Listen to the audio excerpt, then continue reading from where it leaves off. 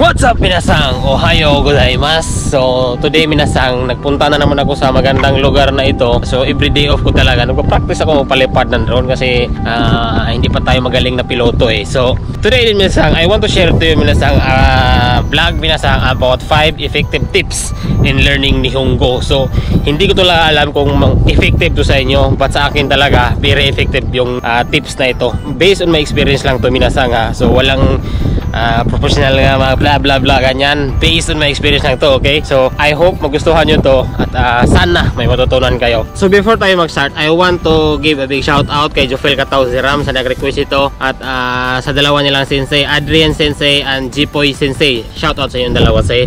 So 5 effective tips minasang, 5 effective tips. Okay, let's start with number 5.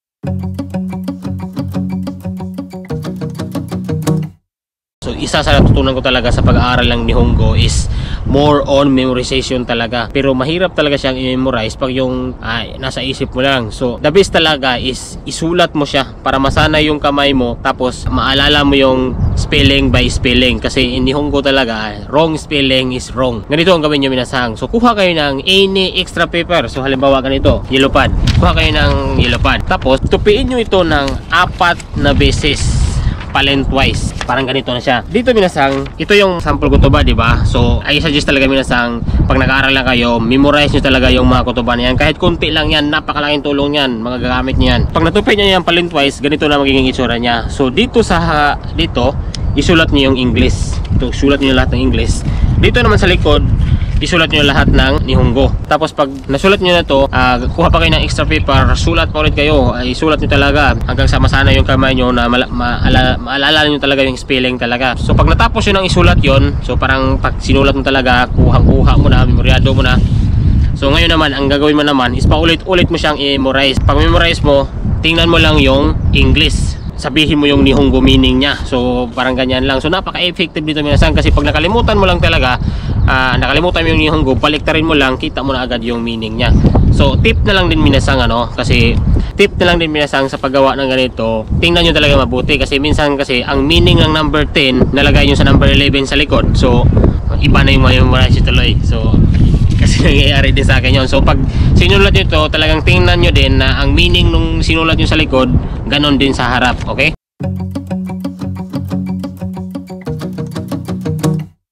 Tip number 4 minasang is test yourself. Test yourself. So doon talaga sa PEA, kinabukasan talaga yung mga kutuba talaga, yung ganito, kinaumagahan nun, mag-i-exam kami nun. Spelling by spelling talaga. Pag wrong spelling, wrong. So ako talaga, hindi ko na hinihintay yung sensei ko na iti-test pa ako. Kinagabihan pa lang. Kasi doon kasi sa PEA kasi, ang pasok namin doon is 8 to 5. Tapos pagdating ng 6 to 9, kalang sariling na kami nun, sariling aral na kami nun. Doon sa time na yon, doon ako nag-aaral. So doon ko tinitest yung sarili ko talaga kung memoryado ko na yung kutuba. So kinabukasan sa exam, sigurado 100 yan. Ano nyo talaga minasang, yung pagsikapan nyo talaga na ma-memorize talaga, kasi napakalaking tulong ng kutuba talaga.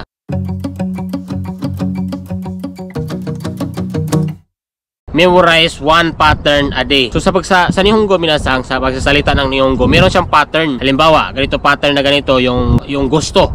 So yung pattern na gusto, may halimbawa gagamit ka ng verb. Halimbawa sabihin natin verb na tabimas, apuro o tabitai. So yung tabimas nagiging tabitai na siya. Pag halimbawa naman gusto mong uminom ng tubig, so mizo o nomitai. So yung nomitai doon galing from the word nomimas. So nagiging tai na siya kasi pattern na kasi yun eh. So ang Nihongo talaga minasang, hindi ka makapagsalita talaga ng walang pattern. So may pattern talaga siya. So hindi naman siguro lahat talaga, but more on pattern talaga. So the more pattern you memorize, the more na maging fluent ka talaga manalita ng Nihongo. Malalaman nyo yung pattern na yan pag nag-aaral na kayo. So pag nandun na kayo minasang, memorize 1 pattern a day. So napaka-effective talaga yan. Kasi ako talaga dati, nung pagdating ko talaga dito, N5 lang talaga ang dala ko talagang Nihongo. So N5 na level lang. So pagdating namin dun sa Nagoya talaga, pinag-aralan ko talaga yung N4 and within 1 month natapos ko talaga. So pagdating namin dito sa Kaisya, gulat na gulat sila. Sabi nila, ilan ba daw taon nag-aral kami dun sa school namin.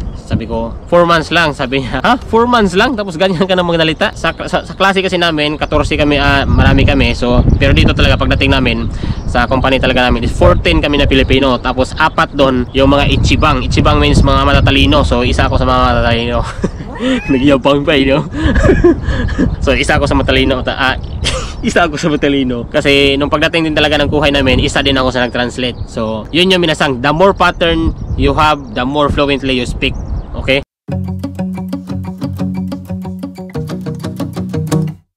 Kaya ko talaga sinabi itong advanced minasang kasi I remember talaga dati minasang nung hiragana katakana lang, hirap talaga ako. Sabi ko napakahirap naman ito kasi doon kasi sa dati kong trabaho, before ako nag-apply ng Japan, nag-research ako kung ano yung pinaka-importante talaga pag mag-Japan ka. So na-research ko talaga is Nihongo. So before pa ako nag-apply doon sa trabaho namin, may mga karton kasi doon na pinaglagyan ng pyesa, pinupunit ko yon. Ang inuna akong pinakrisan, hiragana muna. So tingin ako sa YouTube kung paano yung mga stroking ba. So within 1 month, yung hiragana talaga na-memorize ko siya. Tapos sinunod ko naman katakana. Nung na-memorize ko na yung hiragana, napakadali na lang sa akin yung katakana kasi ang tandaan ko mo lang kasi is yung form lang nila. Pero yung basa pareho pa rin So yun lang talaga. So within 1 month, na-memorize ko na yung hiragana, and then after 2 weeks, na-memorize ko din yung katakana, and then nag-apply ako. Yung hiragana, katakana talaga, para sa akin talaga, napakahirap talaga. Parang ang hirap naman ito, ganon. Pero pag nandoon na kayo sa lesson, napakasimple lang pala nun. So the more you advance, the more na magiging simple, ang Nihongo sa inyo. Kung hindi ka napag-iiwanan. Pero pag napag-iiwanan ka talaga, magtatambak na yan sa utak mo, mahirapan ka na, doon talaga mas mahihirapan ka talaga. So I suggest talaga, make an advance talaga. Kung hindi mo kaya talaga, review, memorize. Isa din talaga is advance. The more you advance, the more na magiging madali yung Nihongo. Kasi pagdating ko kasi dito, may info na ako. So pero hindi pa ako nag-take ng GLPT ha. So sa feeling ko lang. Pagdating ko dito, so gusto ko talaga pang ma-advance pa talaga yung sarili ko. So bumili ako ng entry na libro, tapos yun yung pinag-aralan ko talaga. Napaka-effective minasang kasi yung N4, nung nabasa ko yung libro na entry, parang naging simple na lang yung N4. So aral naman ako sa entry. Napakasarap talaga ng entry talaga kasi ang iksi lang ng sabihin mo, pero ang dami nang ginawa doon sa sinabi mo ngayon. Kasi pag yung N4 ka yung N4 talaga, mahahaba yung sentence, tapos konti lang yung ginawa mo doon. Pero pag sa entry, ang iksi lang ng sinabi mo, tapos yung meaning nun, ang dami na, ganon ba? Napakaganda talaga ng pattern ng entry. Kaso lang, pinaka foundation kasi ng Nihongo talaga is N5. So kailangan nyo talagang i-master yung N5 bago kayo mag N4, then N3. Kasi pag nag-shortcut kayo, naku, hindi nyo talaga maintindihan.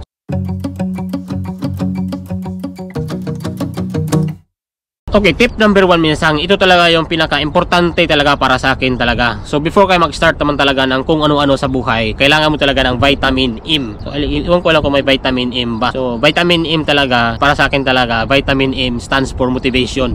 Ang Nihongo talaga, napakahirap talaga. Kailangan mo talagang ma-motivate yung sarili mo. Ang motivation ko talaga, gano'n nag-aral ako, is gusto ko talagang magkaroon ng third language. Filipino, nakapagsalita ng Tagalog at English. Pero hindi naman fluent ha, nakakapagsalita lang. So yung Bisaya, hindi naman talaga international yung Bisaya. So dalawa lang. So ngayon talaga nakakapagsalita na ako ng Nihongo. Proud ako sa sarili ko na may third language na ako. So the more na mahal nyo talaga ang isang bagay, the more na hindi mahirap yung para sa'yo. So ako talaga, mahal ko talaga yung Nihongo talaga. So talagang I do my best talaga na matuto pa noon. Kasi alam nyo feeling na pag nanonood kayo ng anime, tapos nakakaintindi kayo ng konti, wow.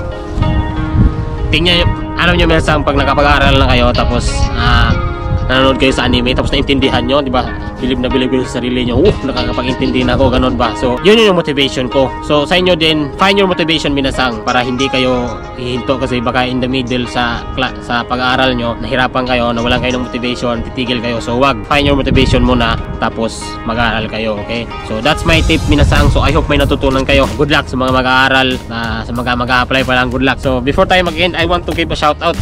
First on the list, Marvin Kailao, J. Kalingasan, Cedric Vergara, Garian Bocalya, Leonie Yaels, John Albert Makahilas, Ken Balaba, Rini J. Ginobia, Irwin Di Makulangan, Buhay Madiskarte TV. Yun lang minasang. So I hope na pronounce ko ng maayos. So that's it minasang. So kung nagustuhan ito, give it a thumbs up, like, share at subscribe, at I will see you in the next video.